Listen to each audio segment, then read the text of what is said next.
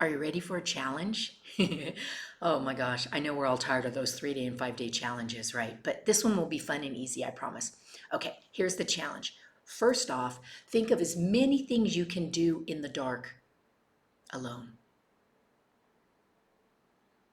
Now, think of as many things you can do in the light with others. And I bet your brain is flooding you with a plethora of things so it's a little easier, right? You may have had trouble possibly coming up with even one thing that you can do alone in the dark. Maybe not. The point is that today I'm talking about shadow work, and it's not meant to be done alone. However, it does begin with you. So, and sustainable integration. So, shadow work involves integration. And integration means bringing the shadow part into the light, bringing it into the light where you can, one, see the lesson, second, keep the lesson, and third, release the pain in the process. It's a wonderful, wonderful opportunity. So, when you do these things, sometimes the shadow parts are multifaceted, meaning they are not a one and done. And so you'll just go back through this process and you'll do it as you begin to uncover and discover those voices that have been running amok, bringing them into the light, helping them come into 2024 and beyond. All right, and that kind of looks like this. Let's just do a simple version of it with me right now. Close your eyes if you can and just take a nice breath in and out. One more time, deep breath in and out. And then just ask yourself, what do you want me to know? I'm listening. And so now you open your eyes and come back. And you may have got a plethora. Why am I stuck on that word today? You may got multiple voices. You may have had multiple voices fighting to speak. That's the shadow work. So you can look at them one on one at a time.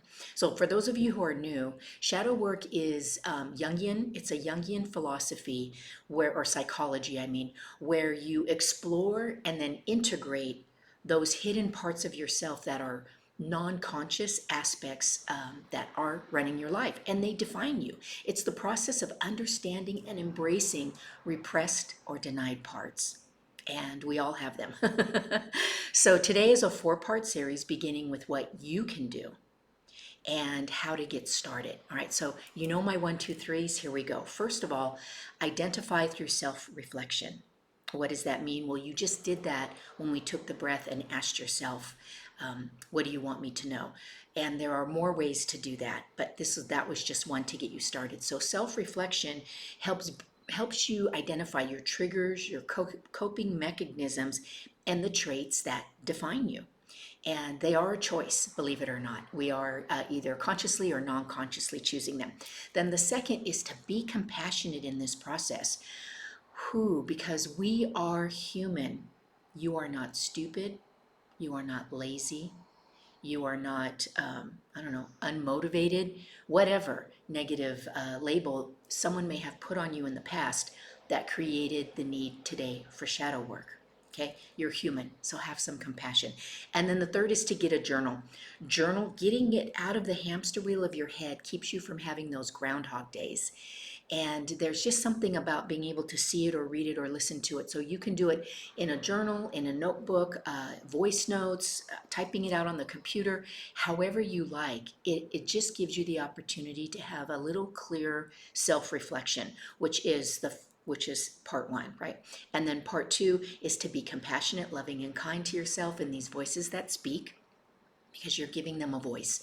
You're asking them to come up into the light where they can be, identified and then embraced and understood. And it's a beautiful process, remembering that it's not always a one and done. So have patience with yourself. And again, this is the work that I do. I love it. It lights me up. I am not a doctor, a certified mental health professional. What I am is a 30+ year authority in the areas of imposter syndrome, interpersonal communication, and the neuroscience behind the reward center of our brain. Those are all the things that I'm looking forward to sharing with you and giving you the foundational work so that you can continue to have the quality of life that you deserve. So I'm Elle Graniel, founder of Truespeak, and so much more if you've been watching. So I'm just going to leave it at that and say, until we meet again, please hop on my calendar soon. I'm looking forward to spending more time with you. Stay happy and healthy, my friends. Oh, aloha.